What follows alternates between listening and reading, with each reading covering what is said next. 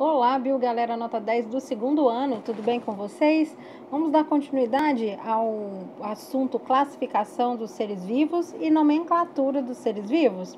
Então, na aula passada, nós identificamos o sistema de classificação dos seres vivos baseado nas categorias taxonômicas.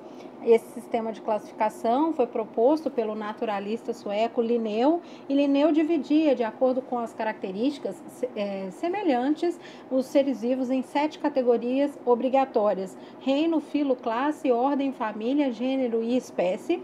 E aí a gente até viu na aula passada também categorias que não são obrigatórias, como subespécie, superfamília, subfilo, e também uma categoria agora, em 1977, né, o Carl Jung, ele criou uma categoria acima do reino chamada de domínio, e atualmente os seres vivos são divididos em 3 domínios: o domínio Arquea, domínio bactéria e o domínio eucária. Hoje a gente vai falar um pouquinho sobre como você dá um nome a um ser vivo. Então eu já sei classificar um ser vivo.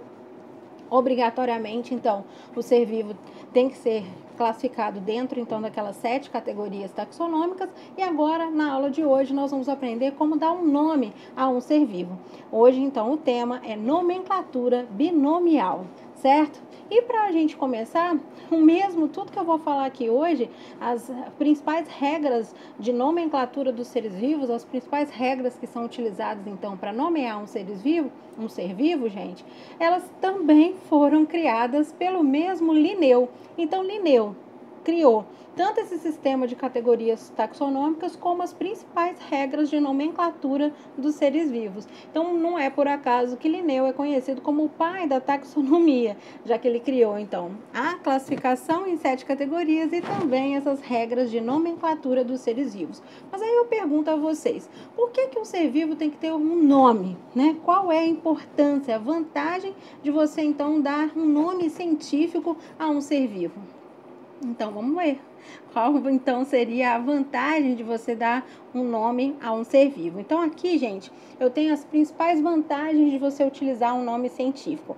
A facilidade de comunicação entre pessoas de diversas regiões de um país, ou mesmo de outros países, pois evita o uso de nomes vulgares ou populares, que poderia gerar uma confusão por mudarem com o tempo ou serem diferentes nos diversos locais. A nomenclatura científica, ela é universal e tende a ser imutável, facilitando assim a padronização, a documentação e a troca de informações sobre os seres vivos. Então, gente, a principal vantagem de você utilizar um nome científico é essa padronização. Canis familiares é o nome científico do cachorro em qualquer parte do mundo. Então, você não precisa saber inglês, por exemplo, que cachorro é dog, ou em japonês, que cachorro é iete. Mentira, não sei falar japonês, não sei. Enfim, você não precisa saber. Você sabe que essa nomenclatura, então, ela é padronizada. Esse nome científico do cachorro, ser Canis familiares, então, é universal. Então, esse é o que facilita muito a comunicação da comunidade científica, certo? Aqui no Brasil mesmo, se você pegar mexerica é mexerica aqui na nossa região, mas é tangerina em outras regiões. Então, é a mesma espécie, é a mesma fruta, mas com nomes até dentro do país diferentes, tá certo? Então, essa seria a grande vantagem de você utilizar o nome científico, essa facilidade da comunicação em diferentes regiões de um mesmo país ou entre países também, padronizando, então. E tudo que eu for falar aqui hoje, hoje a nossa aula, então, vai ser dedicada a vocês conhecerem e entenderem as principais regras de nomenclatura. Isso tudo é padronizado e é universal.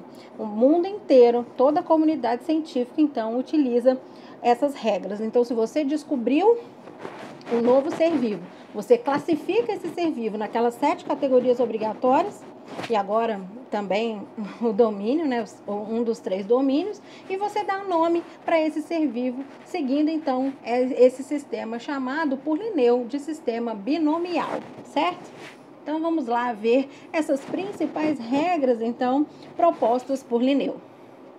Começando que todos os nomes científicos devem ser escritos em latim e, se derivam de outra língua, deverão então ser latinizados. Linneu escolheu o latim, não foi por acaso.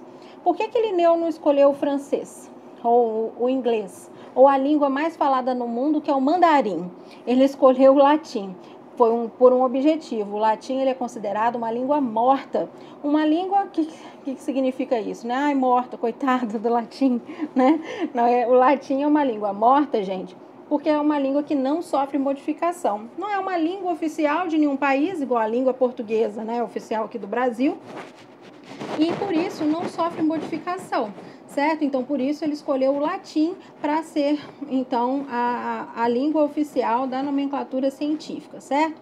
E outra curiosidade, né, do latim é que ele não tem, por exemplo, acentuação, não vai sofrer modificação. Imagina, por exemplo, se o Linneu tivesse escolhido a língua portuguesa. Todos os nomes científicos passariam por uma mudança, porque já está em vigor nas novas regras ortográficas da língua portuguesa. Várias palavras, por exemplo, que eram acentuadas não são mais, palavras que eram separadas por hífen não são mais, palavras que têm o trema, né? O trema não existe mais na língua portuguesa. Então, imagina se isso tivesse sido, se Linneu tivesse escolhido a língua portuguesa, todos os nomes científicos que usassem, por exemplo, esse tipo de acentuação, iriam ser modificados. Então, a escolha do latim foi muito interessante, já então que o latim é uma língua morta e não sofre modificação, certo? Outra coisa muito importante é que o nome das espécies ele é binomial, então ele vai ser escrito por, no mínimo, 2 palavras. E ele tem que estar, gente, de alguma forma, além de ser 2 palavras, essas 2 palavras têm que vir destacadas do texto.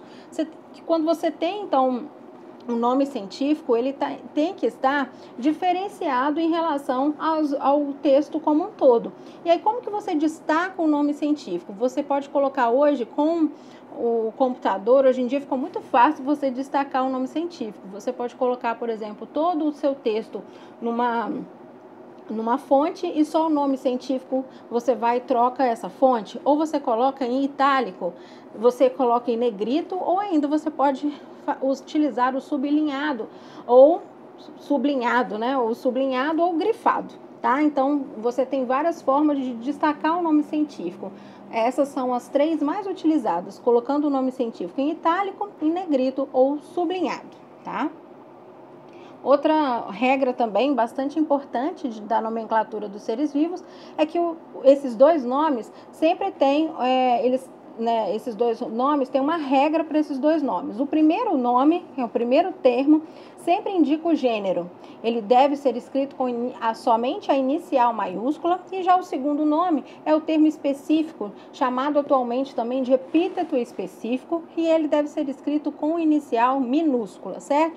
Então, essas aqui, gente, esse slide, então, ó, vou até falar ele de novo, ele basicamente, então, tem as 3 principais regras, as mais utilizadas hoje, que o nome científico, então, é em latim, tem que estar destacado no texto em itálico, negrito ou sublinhado, e tem que ter designado por 2 palavras, 2 termos. O primeiro termo se refere ao gênero com inicial maiúscula e o segundo termo se refere ao epíteto específico, que é a espécie, e deve ser escrito com inicial minúscula, certinho? Então, essas aqui são as 3 regras mais usadas que a gente vai ver ao longo do estudo da nomenclatura. Então, vamos lá, ó. Eu vou me tirar daqui da onça. Eu não sou tão brava assim como uma onça, né? Deixa eu botar aqui. Vamos ver, então, o nome científico da onça, né? Um mamífero bem comum aqui da nossa fauna. Então, a onça tem o nome científico Panthera onca. E aí, vamos aqui às regras principais, ó. O Panthera, então, se refere ao nome genérico, ao gênero, com inicial maiúscula, certo? Onca é o epíteto, então, específico, com letra minúscula. Só revendo aqui, gente, gênero, relembrando da aula passada, é a categoria taxonômica que se refere ao conjunto de espécies semelhantes, e o epíteto específico é o nome que designa a espécie. Mas aqui, esse nome epíteto específico, né, está sendo mais utilizado hoje na taxonomia, para as pessoas não confundirem. Quando você pede para para escrever, por exemplo, o nome científico de uma espécie, não pode escrever só o onca, tá? Porque senão o aluno pode confundir. Você tem que escrever os dois nomes, Panthera, onca. Então, esse termo onca se refere à espécie, mas hoje é mais correto falar, então, o epíteto específico, tá bom? E aí, quando você pede o nome da espécie, você coloca os dois termos. Lembrando que o nome do gênero com inicial maiúscula e o nome do epíteto específico com inicial minúscula, certo? Então, esse aqui é o nome, então, da onça Panthera onca, ok? Mas aí vamos para mais regrinhas, né? Não existem só essas mais utilizadas. Vamos ver outras regras. Por exemplo, o nome do gênero muitas vezes aparece escrito no texto de uma forma isolada. É correto se referir ao gênero Canis, por exemplo, sem especificar se é o cão, que é o Canis familiaris, ou o lobo, Canis lupus, ou o coiote, Canis latrans, porque todos pertencem ao mesmo gênero. Porém, o nome da espécie nunca vai aparecer sozinho. Escrever apenas familiares não identificará um cão ou outro ser vivo qualquer em nenhuma região do mundo, tá? Então, o termo canis, que se refere ao gênero, pode aparecer sozinho no texto, mas o termo familiares, por exemplo, que é o termo do epíteto específico, nunca vai aparecer sozinho, tá bom? Então, essa é uma regrinha também interessante. Outra regra é que, se ao aparecer pela primeira vez em um texto, você sempre deve escrever o nome científico por extenso. Mas, nas demais vezes que aparecer, o gênero pode ser abreviado. Então, olha só, nesse slide eu já escrevi Canis familiaris, que é o nome científico do cachorro, uma vez. Então, eu posso agora colocar apenas C. Familiares, ou seja, eu posso abreviar o nome do gênero porque já foi mencionado no texto uma vez, tá bom? Também é uma regrinha que a gente utiliza, então, de nomenclatura. Outra regra também interessante, que a gente vai ver bastante, né, nos exercícios, é a abreviatura de espécie.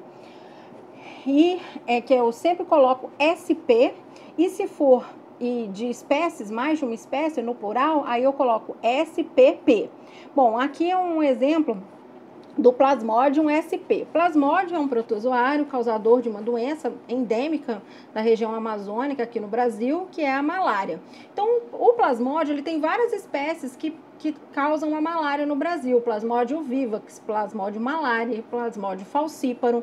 Mas eu não quero especificar qual é a espécie. Então, o que eu coloco? O nome do gênero, que é Plasmodium, e a sigla SP, tá bom? Então, também, quando aparecer agora num exercício ou num texto, vocês já sabem, esse termo SP é a abreviatura, então, de espécie. E muitas vezes eu utilizo esse termo quando eu não quero especificar, né, o epíteto específico naquele momento, tá? Ou porque eu não sei qual é a espécie, por exemplo, de Plasmodium, ou quando não me interessa mesmo mencionar qual é a referida espécie, beleza?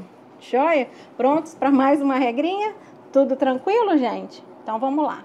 Mais regras, então, de nomenclatura. Uma outra regra de nomenclatura é em relação a 3 nomes.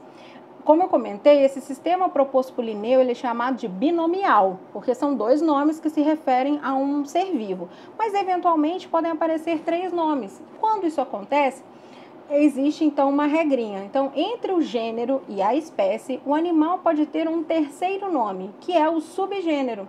Então, quando isso acontecer, quando vocês veem o nome de um ser vivo com 3 nomes científicos e esse nome tiver entre o gênero e a espécie, entre o gênero e o epíteto específico, e ele tiver com a inicial maiúscula e entre parênteses, existe então uma categoria taxonômica auxiliar, uma categoria taxonômica extra, não obrigatória, que nesse caso é o subgênero. Então, a Aedes aegypti, esse mosquito tão difundido no Brasil, né, transmissor de várias doenças, como a dengue, a febre amarela, a zika, entre outras, esse mosquito ele é classificado, existe um subgênero. Então, como que eu coloco esse subgênero? A Aedes, que é o gênero, Stegomia, nossa senhora, que nome é esse? Stegomia, e a aegypti. Então, a Aedes, o gênero, Stegomia, que está entre parênteses e com a inicial, então, maiúscula, é o subgênero, e a aegypti é a espécie, o epíteto específico, tá bom? Então, pode acontecer de você ter uma nomenclatura trinominal, tá? Quando isso acontece, e se esse termo tiver entre parênteses, esse termo que estiver entre parênteses se refere à categoria taxonômica não obrigatória, que é o subgênero, tá bom? Mais uma regrinha. Já a nomenclatura da subespécie, que são populações de uma mesma espécie geograficamente isoladas, que podem no futuro tornar-se ou formar-se novas espécies, também é trinominal, tá? E nesse caso, como que ficaria, né, gente? Essa nomenclatura. Vou me colocar aqui, ó, porque esse aqui é o nome científico da cobra cascavel, tá? Então, olha só como que ficaria o nome. Protalos terríficos terríficos. Ou seja, protalos é o gênero, terríficos é a espécie ou epíteto específico, né, a espécie, e terríficos é o termo subespecífico, ou seja, é a subespécie. Então, eu tenho 3 palavras, onde a primeira se refere ao gênero, a segunda à espécie e a terceira palavra que vem logo após o termo da espécie, também com inicial minúscula, então se refere à subespécie. Então, protalos terríficos terríficos é uma subespécie da cobra cascavel, tá? Certinho? Bom, outra também regrinha de nomenclatura são algumas terminações especiais para algumas categorias específicas. Por exemplo, as famílias nos animais vão ter sempre o sufixo idae. Então, toda vez que vocês terem esse termo idae, essa terminação, esse sufixo idae se refere a uma família, mais especificamente uma família dos animais. Então, felidae é a família dos felinos, canidae é a família dos cães, ursidae é a família dos ursos e assim por diante. Então, essa terminação idae sempre vai se referir à categoria taxonômica família e mais especificamente famílias em animais, tá? Porque quando for em planta, aí as famílias também utilizam uma terminação especial, mas é a terminação aceae.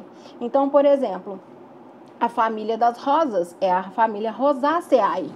A família dos cactos são as famílias Cactaceaes. Então, essa terminação, esse sufixo ace se refere, então, à categoria taxonômica família e, mais específico ainda, a família nas plantas, tá bom? Bom, outra regrinha também de nomenclatura, gente, é se você quer utilizar, por exemplo, identificar no seu texto o nome do autor.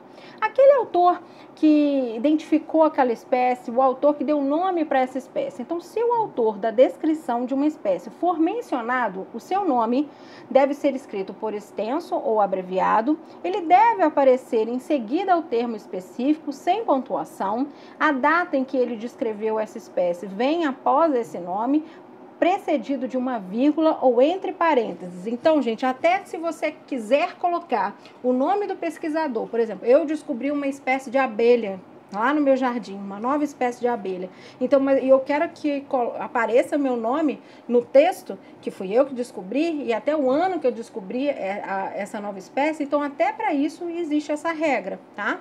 Então, olha aqui um exemplo. Aqui eu tenho esse exemplo da rana iberica. Ela foi descoberta por esse pesquisador. Olha só, então vem o nome do gênero, rana, o nome da espécie, né, o epíteto específico, iberica. Logo depois vem o nome do autor, aí separado por vírgula, 1879, que é então a data que foi publicada, então, a descoberta desse tipo de anfíbio, tá bom? Então, até isso tem regras, até para dar nomes, né? Até para você colocar o nome do autor, o ano, tudo isso tem regras também. E para finalizar aqui a nossa aula de hoje, vamos para uma regrinha. Eu mencionei no início da nossa aula hoje que o termo que se refere à espécie, né, o epíteto, né, específico, ele deve ser escrito com inicial minúscula, mas tem uma exceção, e essa exceção é utilizada quando se tem uma homenagem. Então, nos casos que o nome de uma espécie se refere a uma pessoa, a inicial pode ser maiúscula ou minúscula. É o caso do Trypanosoma cruzi, que é um protozoário, causador de uma doença também bastante comum no Brasil, que é a doença de Chagas. E esse termo do epíteto específico Kruse é uma homenagem ao Oswaldo Cruz, né, o grande pesquisador sanitarista, né, Oswaldo Cruz. Então, como é uma homenagem, vocês podem encontrar então o termo Kruse tanto com letra minúscula quanto com letra maiúscula, que está correto. Então, mas se vocês não sabem que é uma homenagem, gente, e se colocar o segundo nome, né, que se refere à espécie, ao epíteto específico, com letra maiúscula, aí vai estar errado, tá? Esse termo, o segundo nome, só aparece com letra maiúscula se for uma homenagem, beleza? Então, essas foram as principais regras de nomenclatura dos seres vivos. Espero que vocês tenham gostado da aula de hoje. Um beijo e até a próxima!